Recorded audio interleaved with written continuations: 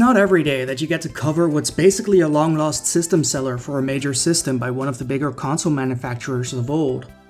I've been quite happy covering atypical games on this channel, but even something like Sakura Taisen is entirely new to me. Released in 1996 in a bid to turn the Sega Saturn's lackluster sales around, Sakura Taisen was a massively successful game in Japan, but it never received a Western release. It wasn't until late last year that a fan translation for this game finally came out, hot on the trails of an official attempt to reboot the franchise. But we'll get more into that later. So let's see how Sakura Taisen's mixture of visual novel and strategy RPG gameplay holds up.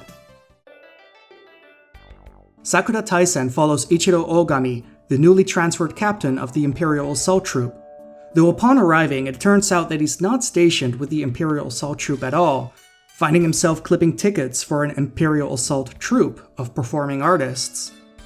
Feeling lost and unsure of what to do, it takes Ogami some time to adjust. Time he doesn't get because before he can settle into his role as a ticket-clipping assistant, the alarms go off, and as soon as the alarm rings, he's led to the secret base under the theater. A secret base serving as the launching point for the steam-powered mechs that the Imperial Assault Troop uses to combat against the evil Hex mechs.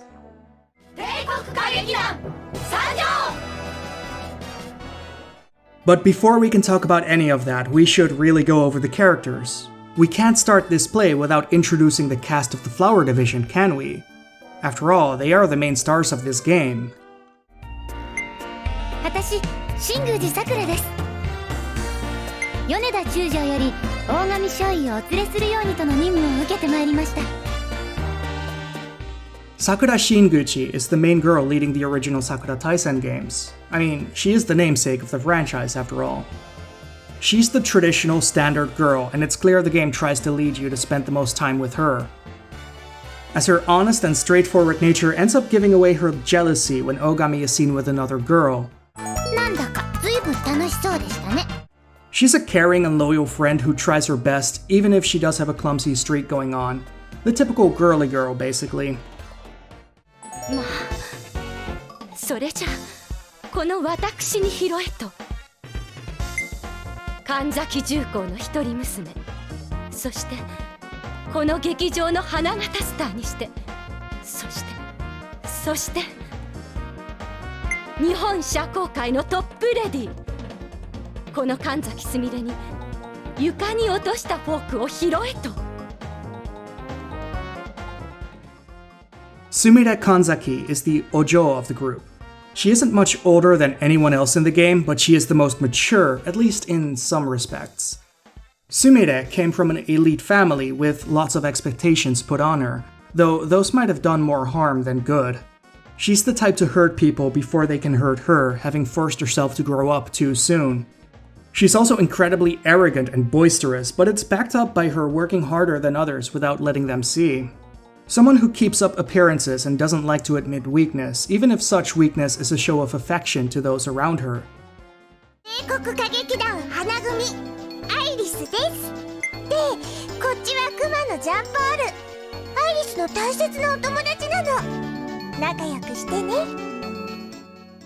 Iris Chateaubrand is a child.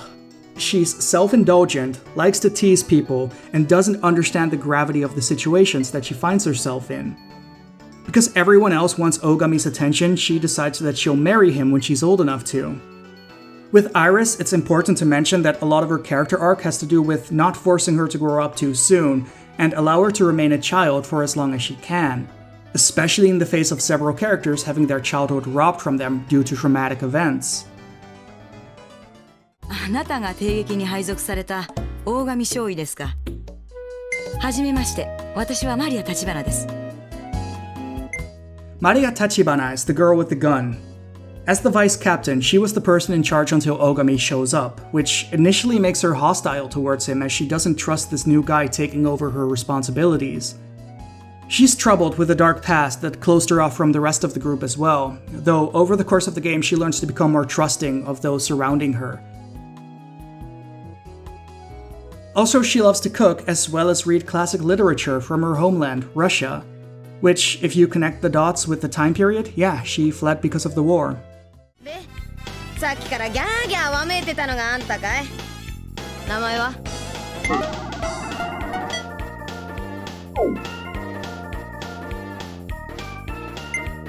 へえ、少尉さんかい。道理でいい面構えしてるわけだ。気に入ったよ。Kanna Kirishima is a combat idiot. She has two modes, eating and fighting, having spent her entire life training a style of karate that runs in her family. She's the easiest character to get along with on a casual level since she's so easygoing, which puts her at odds with Sumire the entire game long. Also, she's voiced by the same actress as Krillin and Luffy, and it's impossible to avoid hearing it.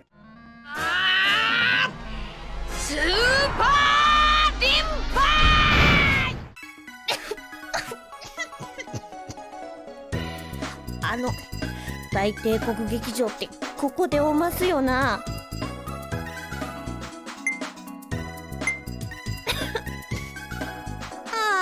あ、うちの蒸気バイクお釈迦になってもうた。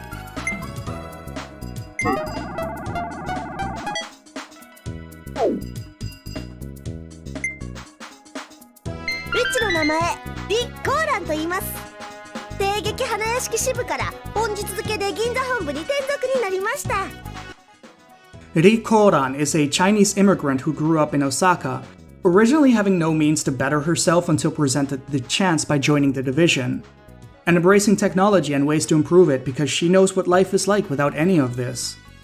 Because she knows what it's like to feel lost, she's the most optimistic of the group as there are always ways to move forward in life. I didn't really care for her much at first, but she's a good person to have around since she'll usually try to remain cheerful even when the others start getting depressed.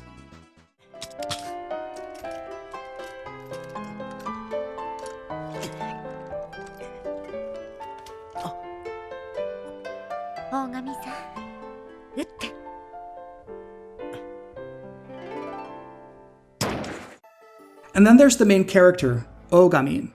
What makes Ogami interesting as a main character is that at first he seems like a stereotypical Vian wet blanket stand-in for the player.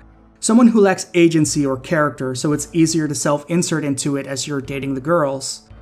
Thankfully, Ogami sidesteps this by not just having a character, but his role in the visual novel portion of the game isn't just as a potential love interest for the flagship girls.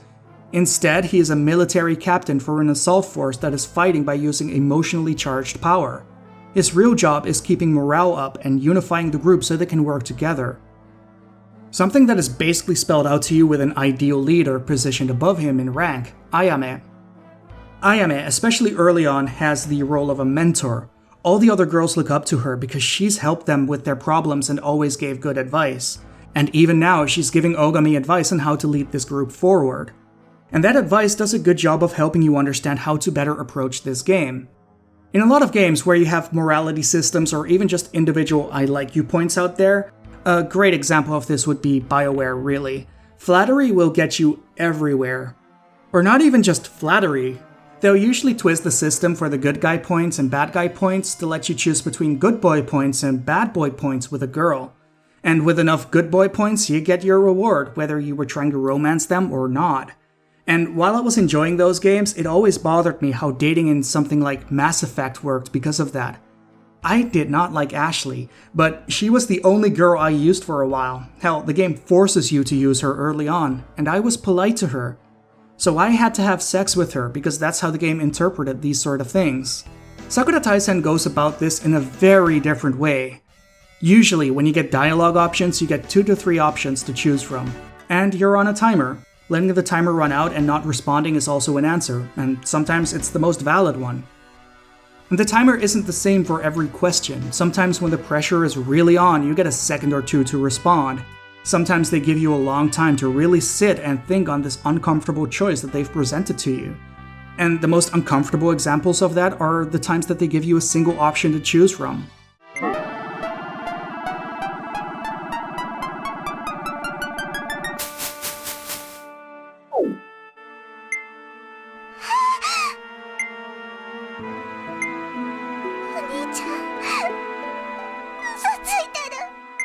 I really like this way of presenting choices. Being polite or even outright flirting will have some of the girls walk away from the conversation, Especially Sumire, who is all too used to having guys throw themselves at her with all the smooth moves and right words at their disposal. Someone who sees through that sort of thing isn't going to think highly of an authority figure trying their luck that way. Every girl is different, and they all need their own approach to talk to. But that doesn't mean that just being nice to them means you're dating them or going through their route. You should be nice to everyone and treat them all how they want to be treated, regardless of them having dating potential for you. If you do want to date your special girl beyond just getting them to like you, the game makes it a point to you that you have to be clear with your intentions. それから大神くん2頭追うものは1頭も得ずよ。これは私からの忠告。 And there is one major story beat where you can ask a girl to go on a date with you during New Year's celebrations. And from that moment on, the two of you are basically together and you're still expected to spend time with and be nice to everyone else. One of my favorite things that the game does is not make every scenario one where you have to pick the right answer to get the one girl to like you. Often enough, you're with a group, and in a lot of cases when you're with a group, every option will make one girl like you more and another girl like you less. And the girls know it. They intentionally drop difficult questions you can't politic your way out of. Not just to mess with you, but to mess with each other too. It's great. The more the girls like you, the better their mood gets. And that actually does factor into the other part of the game, so let's take a break for a moment and talk about the other big part of this game.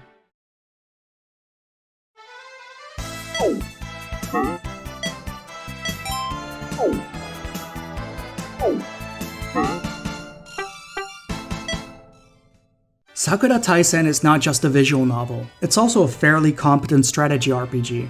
I wouldn't say that this part of the game is anything special. If you want a real major SRPG, you should probably look somewhere else. But what you get in Sakura Taisen is pretty well made for what it is, even if it is a bit simple. There is no leveling system, no items or equipment, no experience points to manage across your crew, and often only one combat sequence per chapter, though sometimes you do get more of them. All the main character sprites are identical except for their color, and the enemies function very much the same way. When I got to the first combat, my opinion of it was pretty low, and I was wondering if I could stick with fights this dire and have a good time, but surprisingly, I still got to enjoy it, because as simple as it is, especially early on, it is very clearly made by competent people who likely had to split development time and budget with a much more expansive visual novel side of the team. It doesn't help that the first combat gives you characters that are the closest to each other in how they attack, as almost every character has something unique to them. Sakura and Ogami are kind of default units with a traditional 1-square attack range. 私の出番ですわね。 Sumire gets a small range spear attack which actually pierces, so if you can line enemies up, you can hit multiple of them in one attack. 次の目標はどこ? Maria fires a gun, hitting single target over a long range. These are the units that you start out with, and outside of Maria, they're all very much alike. The first combat is also pretty straightforward. There's a couple of enemies on a flat piece of land and you have to take them all out. Over time, combat expands a lot though, and as it does, it gets a lot more interesting. It never gets especially deep, but the game knows how to diversify, which is good. うちも頑張らせてもらうで。 Koran fires artillery shots from a long range, hitting a plus-sized blast radius. よっしゃ、やってやるか。 Kana is similar to Ogami and Sakura, but hits harder, especially with her special move. Iris can teleport, allowing her to ignore walls and terrain differences, and her special lets her heal team members.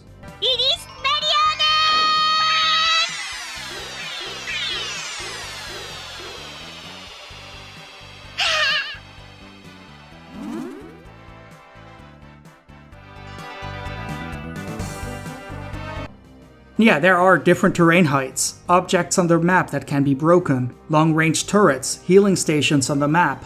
As the game goes on, the objectives and the stage layouts keep changing pretty heavily, so you're never left with the feeling that you've done this exact fight before. It also helps that at some point into every fight, an event will play out that can change the direction of the fight, as well as how things play out. In most cases, these end up being boss fights, but not every time. And I did mention it earlier, but the combat isn't entirely detached from the visual novel parts of the game either. All the positive and negative points from the VN part have an effect on the moods that the girls have. The better their mood, the earlier they show up in the turn order, and the better their stats are. Their mood even increases the movement range and damage they do, so keeping everyone's morale up is very important. On top of that, everyone has their own special attack that they can only do when their special meter is full.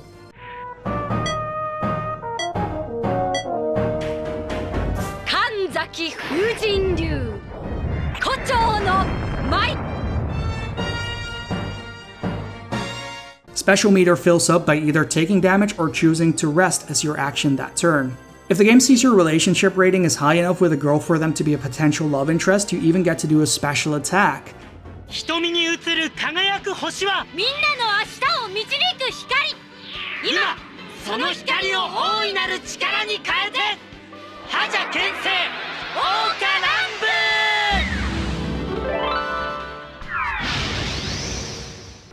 These attacks only work when your love interest is standing next to Ogami, as they require hand-holding to activate. I've only done 2 of them, but they're basically long-range nukes with special animations. マリア隊長。ザラティバドータ。 Speaking of Ogami, I quite like his attack animation. Where it looks like his sword splits in 2 swords mid-slice, it kind of reminds me of Speedy Cerviche from the Samurai Pizza Cats, when he uses his magical Ginzu sword. Actually, the setup of Samurai Pizza Cats is oddly close to that of Sakura Taisen, huh? Pizza delivery people being a secret assault troop fighting against a traditionalist empire. Huh.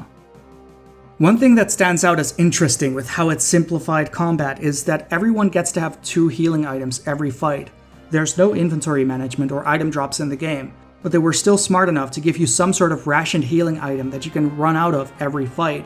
Also, Ogami has the ability to cover damage for the girls, throwing himself in front of the attacks and nullifying the damage while also gaining more points towards that girl in the process. It is disgusting how broken it is. Thank you! 助かったぜ! Anyway, it's time for another break. By the way, one of the cool things in Sakura Taisen is that you save your game at the eye catches scattered through the chapters. This is also where you can see the moods that the girls are in and the stats that they are gaining from it.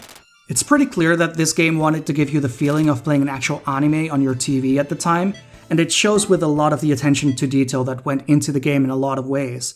Like how upon booting the game up, you get a proper anime opening theme complete with vocals.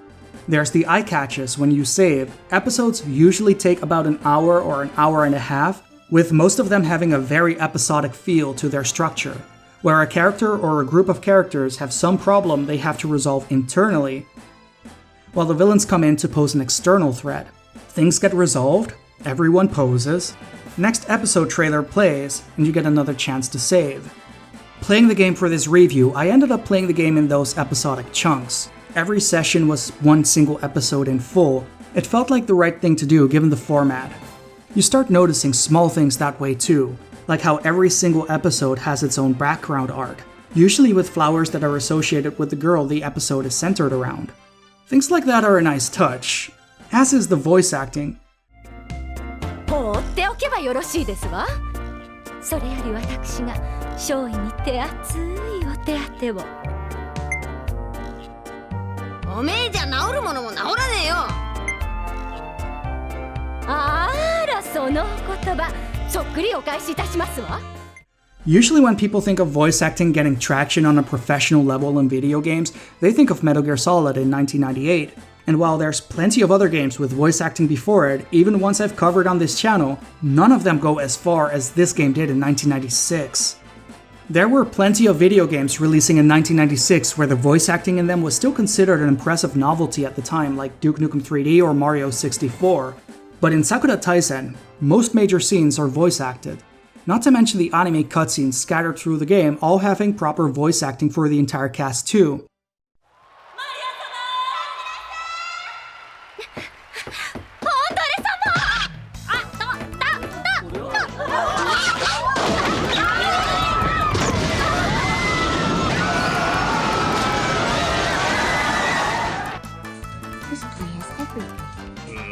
I love legitimate theater. A quick look at the cast makes it clear that nobody here was cheap to get. The most well-known voice in the West for most people is probably Kana, especially now that she's the voice of Luffy in One Piece.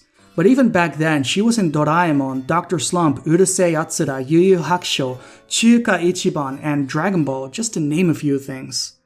But pretty much everyone was fairly popular in one anime or another at the time. Interestingly enough, that's actually not the main reason any of the cast members were chosen, though. Most of the people voicing major characters in Sakura Taisen were chosen after the director saw them perform live on stage for one reason or another. And while that might seem like a bit much at first, the man had plans for the future with this stuff.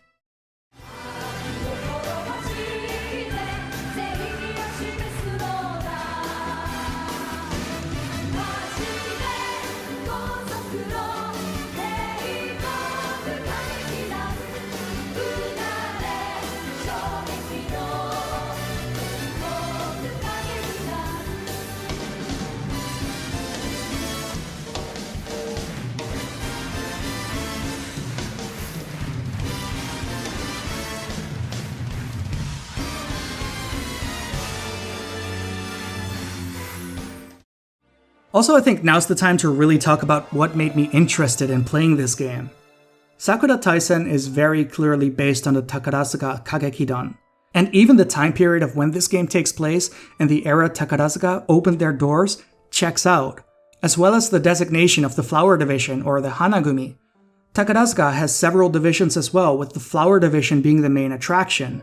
So for those who don't know what Takarazuka is, it's a theater group that performs all-female Broadway-style plays. Pretty much exactly what the Flower Division in Sakura Taisen does is their cover. It's one of those things that people will sometimes act weird about when they first hear about it, since especially these days, word of their existence usually spreads when people talk about their plays based on popular anime or video games. Takarazuka has been around for a long time. In fact, Osamu Tezuka drew a lot of inspiration from having grown up around it. And it's not like the influence went in one direction either. Rosa Versailles likely had a very large influence on Takarazuka as well, as it's a perfect fit for them. The outfit design in Sakura Taisen, especially the more Western-oriented combat gear, is very much in the style of the Otokoyaku outfits from Takarazuka. Otokoyaku meaning someone who plays the male parts. Mari and Kana fill that role within Sakura Taisen. You even get to see them do as much in the game. Though the cultural references don't exactly stop at Takarazuka either. The Takarazuka style of plays is something that could only happen in a fusion between Western and Eastern culture. Japan already had kabuki, a form of theater only men are allowed to perform, where even the female parts are all played by men who have dedicated themselves to acting out female mannerisms. So the main story theme repeated throughout the first disc of Sakura Taisen is all about the good of modernism, and the unique things that can happen if different cultures come together and move forward together. The villains are a group of extremists wanting to remove the Western influences from Japan to purify the country back to its original values, which would culturally backslide everything into the chaos of a military regime. Those are the themes playing out in the long term in the background though. The themes of the individual episodes have the lead characters all go through arcs about dealing with their messy pasts that are holding them back. It's clear to see how the major and minor themes can work in tandem with each other, with the internal and external storylines that can work especially well within an episodic format. The second disc examines Christian faith and the possibility to redeem yourself through selfless acts, personal sacrifice and kindness, forgiveness instead of clinging on to the sins of the past. I'm not overreaching with the Christianity stuff, it's said in direct wording and it's handled shockingly well. So the major arc involves pretty direct Christian concepts, while the minor character arcs are all about the sacrifices people make for each other after having resolved their past. And on top of that, the villains have a Hanafuda motif going that I can appreciate.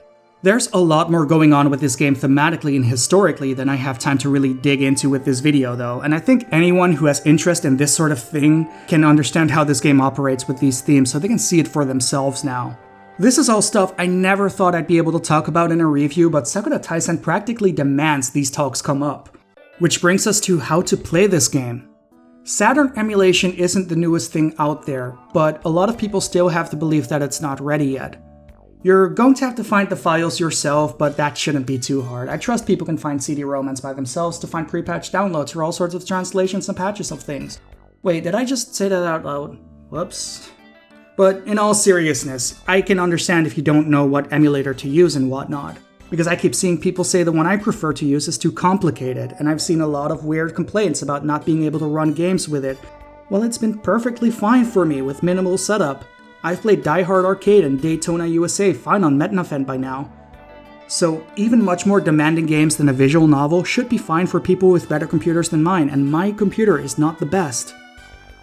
I use Metnafen for most things on this channel, not the core and RetroArch, Metnafen itself, with the Metnaf interface. Now at first this might seem like it's hard to put together, and that's understandable, but here's what you do. There's a site called fantasyanime.com. They have a page dedicated to emulators. At the bottom of the page, they've got multi-system emulators ready for download. Metnafen is on there, completely set up, complete with the Metnaf user interface, and most systems pre-configured ready to go. All that's missing are the BIOS files, but with the two sites I've mentioned, those shouldn't be hard to come by. Also keep in mind, Metnafen is a bit difficult when it comes to swapping disks. If you really cannot figure this out by yourself, you can always save your game before you're supposed to swap disks. Start the game on disk 2, shut it off, then go into the save folder and rename your files from disk 1 to those of disk 2. Be sure to make a backup of the original files before you do, because you never know what can go wrong. There's also a weird issue that people have had where no matter what they do, disk 2 starts up and the game asks them to swap disks when they try to start playing. This is because a lot of the image files for Sakura Taisen have the same names for the disk images, only having a different .q file to load that data. So if you put the two disks into the same folder, disk 2 likely ends up overwriting disk 1. Being aware of this should do a lot to stop this from happening though. Now you might wonder if Sakura Taisen is worth all this trouble, and I'd say yeah, it is. The strategy RPG aspect is a bit simple but enjoyable, and the game especially shines during the interactions with the cast during the visual novel parts. It's a great time. I've had some trouble staying focused with other visual novels in the past, and I think it's because even when I ended up liking the cast or ended up liking some of them, they can sometimes end up feeling like misery porn, where everyone is ruining everything for everyone else and there's constant tension going on. Granted, a lot of that has to do with the ones I've been pressured into playing. Sakura Taisen instead lets you have fun and hang out with a fun group of people. I can strongly recommend it. And I'd like to thank the fan translators for doing everything they could to get this game running. Even going so far as to recode the cutscenes so they could run with subtitles on original hardware. This game is almost entirely made of constant text, so it must have taken a while to do the translation as well, especially for a system that hadn't been properly cracked and figured out until just a few years ago. It's nice to finally be able to play it, and I can understand how Sakura Taisen became such a big deal in Japan almost immediately after launching. It sold out in a matter of minutes and kept a long legacy until the PlayStation 2 days. There's a revival going recently? Kind of, but I don't know how to feel about it. I don't want to write it off until I've played it, but even before I played the Saturn original, I was missing that spark that put the original on my radar 20 years ago. It is such a shame that Sakura Taisen didn't come out back in the day, but the more I think about it, the more I feel like that was for the best. Sakura Taisen would have ended up coming out during the peak of weird censorship of Japanese games in the West. And a game as deeply rooted in Japanese culture like this would not have stood a chance coming out without at least some butchery. Not to mention everything that goes on in Disc 2 when the Christian values come up and the villain names himself Satan, that would not fly in 1996. Only way this would have come out at all would have been with a dub, and considering video game dubs of that time, especially for niche Japanese games, it'd very likely get a working designs treatment. But what matters is that we finally got the game, and we got it in a good condition. So now we can appreciate and remember it as it was originally intended. Speaking of what really matters, I asked a question that gets to the heart of the matter on Patreon and Discord. Who is the best girl? I worded it semi-vague so people who hadn't played the game could at least throw in a guess as to who they'd like most, so let's see the results. Kanna came out the big winner, and I guess that shouldn't be too surprising when a lot of the people I know ended up picking Sif as their first minstrel song character. Strong Girl gets the big win here. Sumire being second is interesting since most of her votes actually came from Patreon instead of Discord. I guess a sophisticated lady like that only caters to an audience with a richer taste. Maria follows after that. See, normally I'd go for the traditional girl, but in this game it's definitely Maria for me. Not that there's anything wrong with Sakura or anything, and Sakura is the last character of the characters that actually got votes. Sorry Koran and Iris, at least nobody has to go to jail after this poll. Also, yeah, last time during the Symphony video, I slapped things together quickly because I forgot to make anything for the poll in advance. I didn't realize it until I hit that part of the video when I was editing it. This time I actually made proper graphics in advance, and then I break format by having more than 2 options. Oh well, all is not lost. At least 3 people voted scub and 2 anti-scub, so that's still going on too. It doesn't really affect the poll though, but I thought I should let you all know. As always, this video was brought to you by the people supporting me on Patreon. If you'd like to become one of the names that you see scrolling on the screen right now and vote in future polls, head over to patreon.com/AboveUp and I will, see ya.